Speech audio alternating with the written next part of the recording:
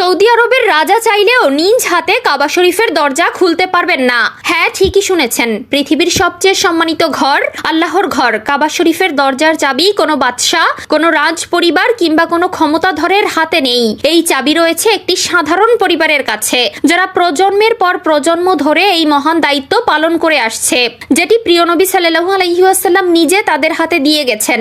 আজকের ভিডিওতে আমরা জানবো সেই রহস্যময় পরিবারের গল্প, যাদের হাতে কিয়ামত পর্যন্ত কাবা শরীফের চাবি রাখার ঘোষণা দিয়েছেন স্বয়ং বিশ্বনবী হযরত মুহাম্মদ সাল্লাল্লাহু আলাইহি ওয়াসাল্লাম। কাবা শরীফ ইসলামের পবিত্রতম স্থান, মুসলমানদের নামাজের কিবলা, দোয়া ও হজের কেন্দ্রবিন্দু এই ঘর। অথচ এই ঘরের দরজার দায়িত্ব পৃথিবীর কোনো শাসকের হাতেও নেই।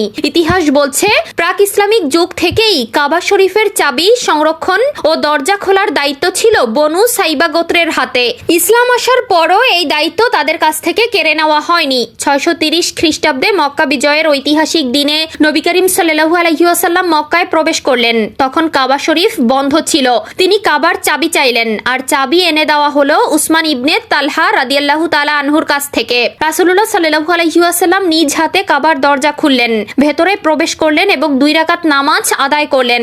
সবার মনে তখন একটাই প্রশ্ন, এই চাবির দায়িত্ব কার হাতে যাবে? অনেকে ধারণা করেছিলেন হয়তো নবী সাল্লাল্লাহু আলাইহি ওয়াসাল্লাম তার প্রিয় চাচা হযরত আব্বাস রাদিয়াল্লাহু তাআলা আনহু অথবা হযরত আলী রাদিয়াল্লাহু তাআলা আনহুকে এই দায়িত্ব দেবেন। কিন্তু সবাইকে বিস্মিত করে দিয়ে নবী করিম সাল্লাল্লাহু আলাইহি ওয়াসাল্লাম আবার ডেকে নিলেন উসমান ইবনে তালহা রাদিয়াল্লাহু তাআলা আনহুকে। তার হাতে কাবার চাবি তুলে দিয়ে বললেন, হে উসমান, আজ থেকে কাবার চাবি তোমার হাতেই থাকবে। কিয়ামত পর্যন্ত তোমার বংশধররাই এর রক্ষক হবে, আর যে কেউ এই দায়িত্ব ছিনিয়ে নিতে চাইবে সে হবে জালিম।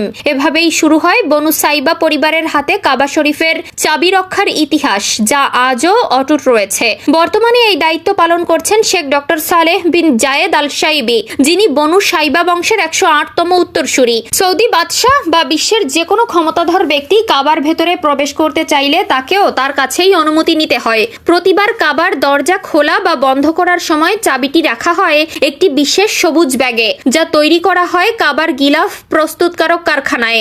গত 1400 বছরে কাবা শরীফের দরজার তালা মোট 58 বার পরিবর্তন করা হয়েছে। সর্বশেষ তালা পরিবর্তন হয় 2013 সালের 18ই নভেম্বর, যখন 18 ক্যারেট সোনার নতুন তালা স্থাপন করা হয়। বর্তমান চাবিটির দৈর্ঘ্য প্রায় 35 সেন্টিমিটার। পুরনো চাবি ও তালাগুলো সংরক্ষিত আছে বিশ্বের বিভিন্ন দেশের জাদুঘরে, যার মধ্যে তুরস্কের ইস্তাম্বুলের টপক্যাপি প্যালেসে সংরক্ষিত আছে 48টি, ফ্রান্সের লুভর মিউজিয়ামে আছে একটি, মিশরের কায়রো মিউজিয়াম অফ ইসলামিক আর্টের মধ্যে রয়েছে একটি এবং উজবেকিস্তানের ইসলামিক সিভিলাইজেশন সেন্টারের মধ্যে আছে 2টি।